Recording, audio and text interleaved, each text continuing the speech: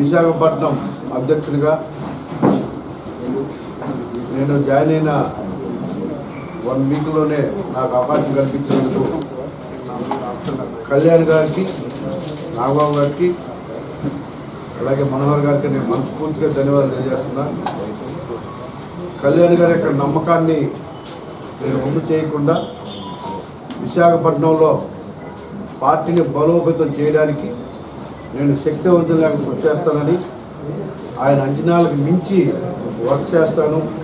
విశాఖపట్నంలో 95 వార్డు తిరిగి ప్రతి వార్డులో కూడా జనసేన జెండా ఎగరవేయడానికి నా వంతు కృషి చేస్తాను. అన్ని పార్టీల కంటే కూడా జనసేన పార్టీ విశాఖపట్నంలో బలంగా ఉందనే విధంగా నేను కృషి చేసి విశాఖపట్నంలోని ముఖ్య నాయకులు అందరినీ కూడా కలుపుకొని వెళ్ళి రానున్న రోజుల్లో పార్టీని ప్రతి ఒక్కరు కూడా భాగస్వామ్యం చేసుకొని ప్రతి ఒక్క నాయకుడిని ఇప్పటి వరకు పనిచేసే జన సైనికులను అందరినీ కూడా కలుపుకొని పార్టీని పూర్తి స్థాయిలో నేను బలోపేతం చేస్తాను. గత పార్టీ పెట్టి నుంచి నేటి వరకు కూడా పార్టీకి పనిచేసిన ప్రతి ఒక్కరికి కూడా ఇంపార్టెన్స్ ఇస్తూ ఎవరికి ఎక్కడ సముద్ర స్థానం కల్పించుకుంటూ ఈరోజు కళ్యాణ్ గారి యొక్క అంచనాలని పూర్తి స్థాయిలో జనాలు తీసుకెళ్తాం. కళ్యాణ్ గారి యొక్క ఆశయాలు, కళ్యాణ్ గారు అయితే ఏ గోల్తో అయితే పార్టీ పెట్టారో ఆయనకు అనుగుణంగా మేము పనిచేస్తూ ఆయన యొక్క ఆశయాల్ని ప్రజల్లోకి తీసుకెళ్ళి ఈ పార్టీని బలోపేతం చేయడం లక్ష్యంగా మేము పనిచేస్తాం. జనసేన ఎక్కడైతే పోటీ చేస్తుందో, ఉమ్మడి అభ్యర్థులు ఎక్కడైతే పోటీ చేస్తారో ప్రతి ఒక్కరు కూడా విజయానికి మా వంతు మేము కృషి చేస్తాం.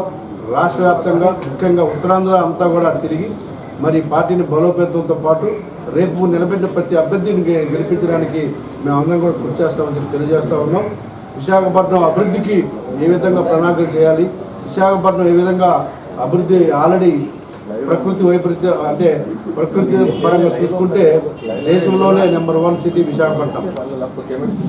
ఇవాళ ప్రకృతి అందాలకి నిలయం. ఇలాంటి విశాఖపట్నాన్ని ఇంకే విధంగా అభివృద్ధి చేయాలని ఇవాళ మీకు కళ్యాణ్ గారు ఆలోచిస్తూ ఉన్నారు. కాబట్టి ఖచ్చితంగా విశాఖపట్నం మీద ఆయనకున్న ప్రేమ, ఆయనకున్న అభిమానం ఆయన చెప్పడం జరిగింది. సో ఆ విధంగా మేము ప్రణాళికలు చేసుకొని ఈ పార్టీని బలోపేతం చేయడానికి ముందుకెళ్తాం.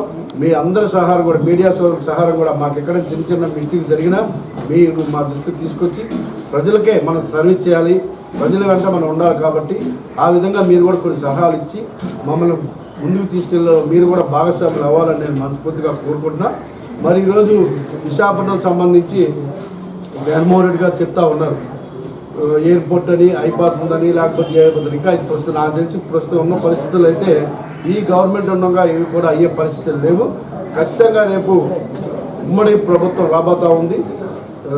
కళ్యాణ్ గారి నాయకత్వంలో, చంద్రబాబు గారి నాయకత్వంలో మీరు ఎయిర్పోర్ట్ కావచ్చు, లేకపోతే భీమిల్ రోడ్డు కావచ్చు, లేకపోతే అరకవరక రోడ్డు కావచ్చు, ఇంకా భీమిల్ నుంచి తిరువరకు పెట్టిన ప్రభుత్వాలు కూడా ఈ అన్ని రోడ్లు కూడా రాబోయే ప్రభుత్వం చేస్తుంది, ఖచ్చితంగా చేస్తుందని మీకు తెలియజేస్తూ ఉన్నాను.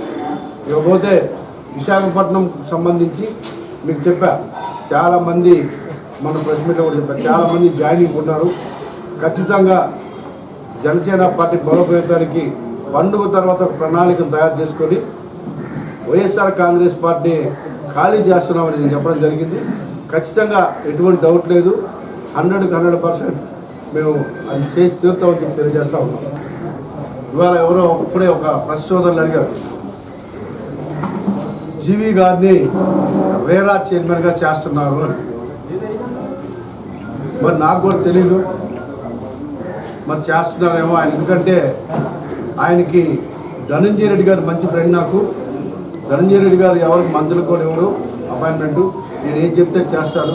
ధనంజయ గారు నా రైట్ హ్యాండ్ అని చెప్పేసి చెప్తా ఉంటాడు. అయినా వచ్చాము, ఆశ్చర్యపడే అవసరం లేదు. ఆయన రియల్ ఎస్టేట్లో ఉన్నాడు, హైగ్రీవాన్ని టేక్ ఓవర్ చేశాడు. ఇవాళ విశాఖపట్నంలో మంచి బిల్డర్గా ఉన్నారు. మరి విశాఖపట్నానికి దొరికి 2 ఆనిముత్యాలు, ఒకటి ఎంఈవి, 2 ఈయన జగన్మోహన్ రెడ్డి గారు నిర్మించినటువంటి నవరత్నాలలో 2 రత్నాలు ఇవి. ఈ 2 రత్నాలకి ఇచ్చిన ప్రయారిటీ ఎక్కడ ఎవరు? ఈ 2 రత్నాలే విశాఖపట్నం, ఈ ఉత్తరాంధ్ర కూడా. ఈ 2 రత్నాలు ఏం చెప్తే జరుగుతుంది, ఆశ్చర్యపడే అవసరం లేదు. రేరా చైర్మన్ ఇవ్వచ్చు, లేకపోతే మరి ఎలాగిస్తా నాకు అర్థం అవ్వట్లేదు.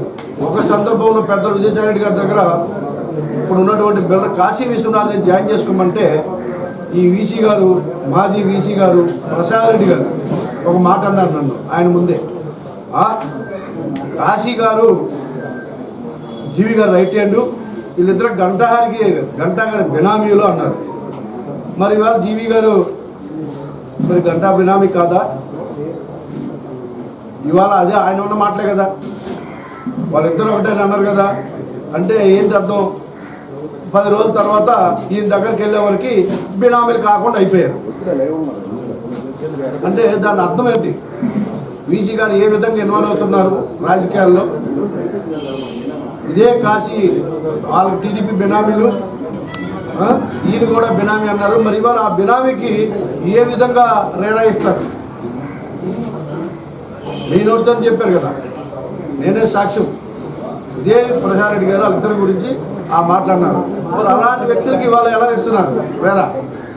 సో నాకు తెలిసి ఇచ్చిన ఆశపడలేదు ఆనుమత్యాలు కాబట్టి ఖచ్చితంగా ఇచ్చిన ఆశపడ. నేను ఒకటైతే చెప్తా ఉన్నా జగన్మోహన్ రెడ్డి గారికి, అన్న మిమ్మల్ని నమ్ముకొని మీరు వస్తున్నారంటే కోర్టులు తగలెట్టి మీరు వస్తున్నారంటే ఒక పండుగ వాతావరణాన్ని క్రియేట్ చేసిన భోగాపురం శ్రీనివాసరాజు గారు ఉన్నారు. పాపం ఆయనకి ఇవ్వండి అన్న అవకాశం ఉంటే, లేకపోతే ఇక్కడ శ్రీకాంత్ రాజు ఉన్నారు, ఆయనకి ఇవ్వండి అన్న. మీకోసం దీనికి కష్టపడిన వాళ్ళు. ఈ జీవి అన్న వ్యక్తి ఎప్పుడైనా ఒక జెండా పట్టుకున్నాడా? ఎప్పుడన్నా పార్టీ ఆఫీసులో ఉన్నాడా? ఎక్కడన్నా కనిపించాడా? ఏ రోజైనా మనం చూసామా ఒక ధర్నాలో పాల్గొన్నాం? ఎక్కడైనా వైఎస్ఆర్ కాంగ్రెస్ జెండాకి రంగులు తెలుసు ఆయనకి? వైఎస్ఆర్ కాంగ్రెస్ పార్టీలో ఎప్పుడన్నా కనిపించాడా?